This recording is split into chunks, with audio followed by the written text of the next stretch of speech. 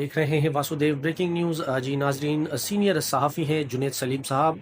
उन्होंने कहा कि जब से पाकिस्तान में रिजीम चेंज हुआ है, तब से हर चीज़ पाकिस्तान में तबाही की तरफ जा रही है, और जो चीज़ें तबाही की तरफ जा रही हैं इनमें वो कहते हैं कि जो सबसे ज़्यादा मुतासिर हुआ है वो पाकिस्तान का टेक्सटाइल सेक्टर है। यानी उन्होंने कहा कि जब इमरान खान की दौरे हुकूमत थी तो टेक्सटाइल में तीन तीन शिफ्टों में काम होता था।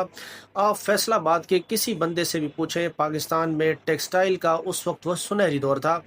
लेकिन अब आलम वो ये कह रहे हैं कि पाकिस्तान में अब तक 1800 के करीब जो है वो टेक्सटाइल फैक्ट्रियां जो है वो बंद हो गई हैं, और इससे तकरीबन 7 लाख के करीब लोग बेरोज़गार हो गए, मुतासिर हैं। और इस रिजीम में कुछ भी अच्छा नहीं। हालांकि वो कहते हैं कि ये तो दावे करते हैं कि स्टॉक एक्सचेंज ऊपर जा रही है और तमाम तर मामला जो है मईशत के हवाले से वो बहुत अच्छे हैं, नंबर अच्छे बताते हैं। लेकिन हकीकत ये है कि पाकिस्तान में अब नाजरीन बड़ी बड़ी कंपनियां जो है वो काम अपने बंद कर कर जा रही हैं। अभी हाल ही में आप देखें कि पाकिस्तान में जो गुल अहमद वाले हैं उन्होंने भी अपना जो काम है एक्सपोर्ट के हवाले से वो भी बंद किया। फिर प्रॉक्टर एंड गैमल यानी जिलेट पाकिस्तान वो भी चले गए। करीम उबर उन्होंने भी बंद किया काम।